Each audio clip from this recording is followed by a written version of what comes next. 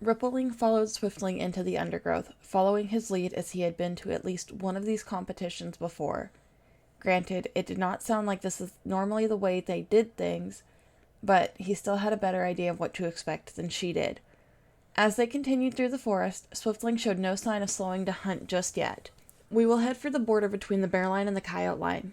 There is enough forest coverage there for you to hunt comfortably what you are used to, and for me to do the same.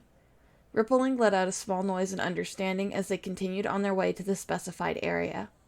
Swiftling started to slow as moorland came into view, and Rippling looked slightly startled to see mostly barren land so close to the forest. Seeing this, Swiftling chuckled. This is the start of the coyote line territory.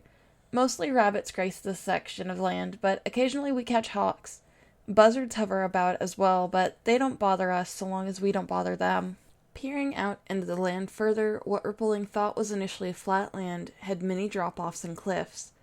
In the sky, she could see large birds circling here and there, some attempting to make a dive for something on the ground before pulling up with empty talons. Someday, I'd like you to show me how exactly you catch a hawk, but today's not the day for that. I'll see what I can find and even try to get some fish. Swiftling nodded before taking off into the dust-covered territory as Rippling turned to begin her own hunt. Not long had passed before she had a small pile of prey forming and was considering starting to take it back to the clearing before catching more. She had made sure none were diseased or handled carelessly, as these animals were what made it possible for them to continue living in the way that they did. She saw Swiftling approaching, carrying 4 rabbits, 2 in his jaws, the other 2 carefully placed on his back for ease of carrying. Seeing her sitting there with her pile, he set down the 2 rabbits held by his teeth and flicked his tail at her pile of prey. Let's get these back to the meadow. Then we can try another area to hunt in for diversity's sake. Rippling nodded and went to get the large fern leaf she had found to place the prey on. As she started putting the prey on the leaf, upon looking closer, it turned out to be a decent amount. 2 fish, a robin, a pigeon, and 3 mice. Swiftling watched curiously. What's with the leaf? I know the bearline has giant ferns that grace the area of their waterfall, but they aren't worth much. The leaves are large enough to wrap this amount of prey in to carry. This will make transporting it easier for me, just like the way you carry those rabbits on your back.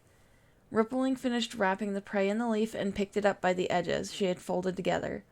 No longer questioning her, Swiftling picked his rabbits back up, and they made their way to the meadow to start their pile. They passed by some of the pairs not participating, rushing back and forth to bring prey back while the others hunted. Swiftling had decided the 2 from their group would help the other 2 competing pairs, and he and Rippling could handle their prey and time management on their own. As they entered the meadow, they saw their teammates had already started their piles and were doing quite well. Dropping their catches off in front of Ivy Nose and Sandstream, they turned to leave once again to gather more in the time they still had left.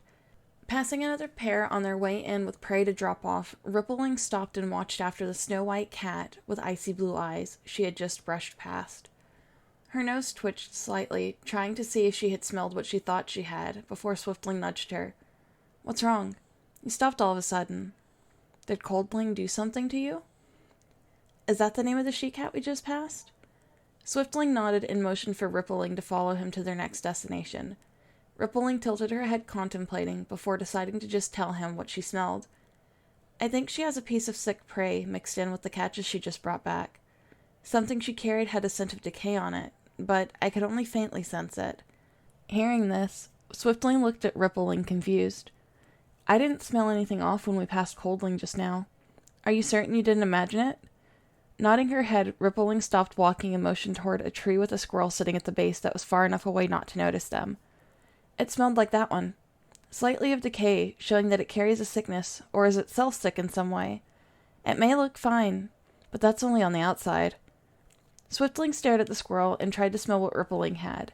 They were downwind, so the breeze was carrying the scent to them, but he noticed nothing like the smell of decay. I don't smell anything like decay, Ripple. The only thing I notice is the slight sourness to its scent. Wait! The sour smell is what you're talking about, isn't it? Nodding her head, Rippling watched the squirrel for a moment more, before rising to her paws and taking the lead. Your nose may not be sharp enough to fully pick up the underlying tones in the scent past the sour smell, but the fact that you sense that is already amazing swift. Dad taught my brothers and I, when initially learning to hunt rabbits, that while it is fine to take down sick prey, to make sure that it is not to the point of where it will make us sick after consumption. While it's not that bad off from the smell, it still will not count in their favor for the scoring if Bright Moon realizes the scent is there. The two reached a spot that they both felt would be a good place to continue hunting, and both went their separate ways once again. As she hunted, Rippling started to notice there was a decent amount of prey that smelled sick, more than should be normal for this time of year. Counting the one Coldling had caught, and the squirrel that they had passed, she had spotted more than a couple dozen pieces of prey bearing some form of sickness, who was to say there was not much more she had not encountered yet. The amount of sick prey seemed more abundant the closer she got to the border with the eagle line, and followed along its edge even further towards the far side of the forest. As her concern began to grow to be too much, she started scanning the undergrowth around her for one of the guardians, who should be nearby keeping an eye out. Not finding them right away, nor knowing who was near her, she decided to make use of her senses. Closing her eyes, Rippling took a deep breath before releasing it slowly. Repeating the action many times, focusing on her hearing and the feel of the forest around her. Keeping her concentration, she started to listen very carefully to all the movement around her, from the blades of grass brushing against each other in the wind, to the rustling of the nearby undergrowth. There were the tiny paw steps of the prey scurrying about and digging burrows. Finally, she heard the smallest hint of sound out of place. Claws catching on bark up in a tree slightly to her left. Opening her eyes and raising her line of sight in that direction, she peered through the leaves of the tree and found a pair of amber eyes staring back at her, slowly widening in shock. Not waiting for the guardian to process what just happened, Rippling stepped in their direction. "Can you help me with something?" After posing her question, she saw the eyes move as leaves rustled and the guardian in the tree leapt to the ground in front of her. He was a fairly slender white cat with black spots, with a somewhat stubby tail. Taking in his scent, it seemed somewhat familiar, but now was not the time to process it. "What can I help you with, Rippling?" The older cat narrowed his eyes curiously at the fledgling. He had been watching her since the competition started, and he could not quite understand what she had been doing for a while now. "Can you come with me to talk to the leaders for a moment? I have a bad feeling about something, and I'd like to bring it to their attention." The Tom gazed at her a moment before flicking his tail. "All right, but gather up your current pile of prey, and the off chance you don't have time to come back for it." Nodding her head, Rippling dashed off to collect her pile and followed after the guardian back towards the meadow. Upon entering, Rippling saw the leaders talking with the lieutenants and joking around given by their demeanor during the conversation. Ivynose was the first to notice the two's approach, and rose to his paws to meet them as she added her prey to her and Swiftling's pile. "Ripple, what's going on? Why are you with Windheart?" Ivynose looks from his fledgling to the coyote line guardian, confused. She said she had something she wished to discuss with the leaders. "Shocked some of my fur off when she was standing still for a short moment before she looked right at me in the tree branches. It was like she knew I was there somehow." Windheart shook his head and nodded towards the group. "Since you are all here, that's probably best for her. Makes it easier than gathering you all up." Ivynose leaned over and met Rippling's eyes. "This is taking up your time to hunt. Is it something that cannot wait until after the competition?" Shaking her head, Rippling looked back into Ivynose's eyes with a determined gaze. "It can't wait. Not if it really is what I'm suspecting."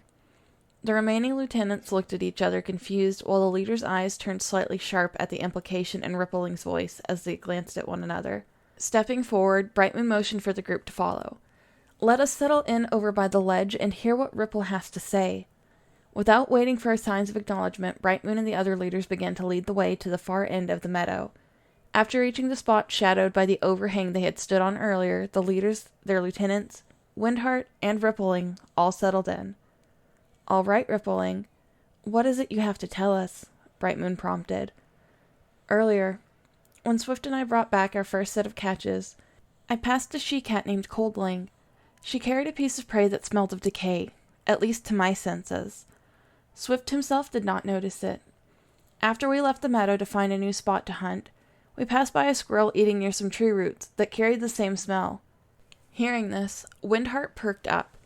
"So that's why you stopped and watched that squirrel.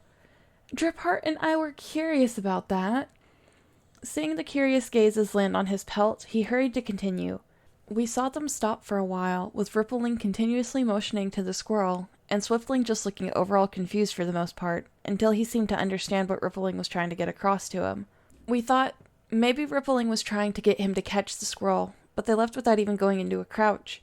Nodding her head at Windheart, Rippling continued.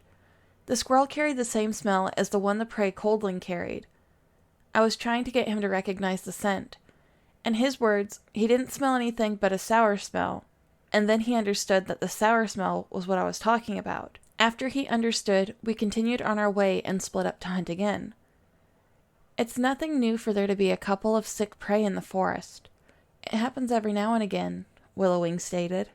If it was just one or two, I wouldn't have thought of it as an issue, but by the time I decided to have Windheart bring me back, I had encountered at least a couple dozen of animals carrying this scent.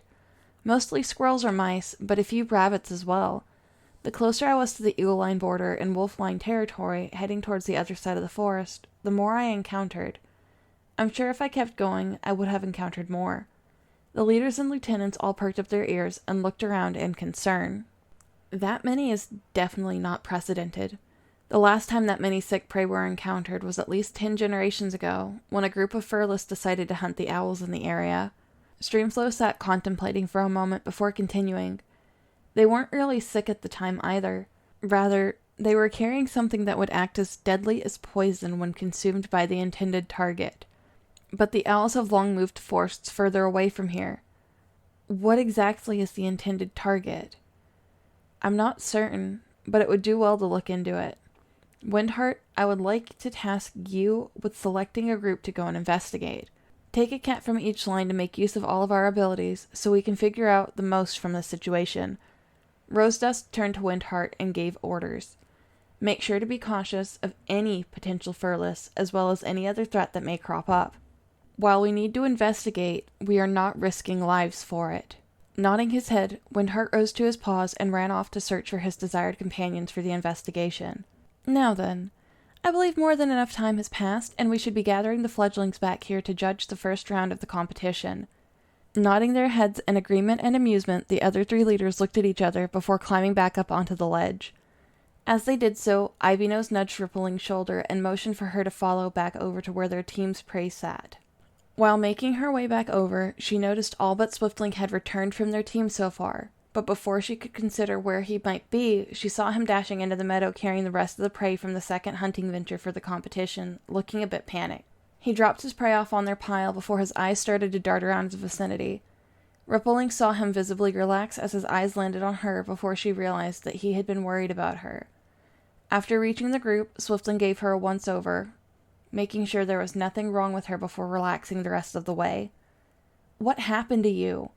I went back to try and find you, and you were gone, along with the prey you had gathered. I'm fine. I just had to talk with Bright Moon and the others about something that worried me. They've already heard me out and are taking care of it. As Swiftling opened his mouth to respond, a loud yowl started from the ledge where the leader sat. All cats sitting in the meadow currently sat up a bit straighter and focused on the ledge, while those that had still been out hunting were rushing back with prey that would have to be set off to the side as it was past time for them to add it to their piles. As the cats filed in, they all settled around their mentors and piles of prey, awaiting the judging segment to see who would move on and who would be part of the loser bracket. Sitting next to Ivy-Nose, Rippling felt a piercing gaze once again and looked around to locate it, as it had happened multiple times now. After casting her gaze around the meadow, her eyes landed on Coldling a fair distance away, glaring at her hostilely.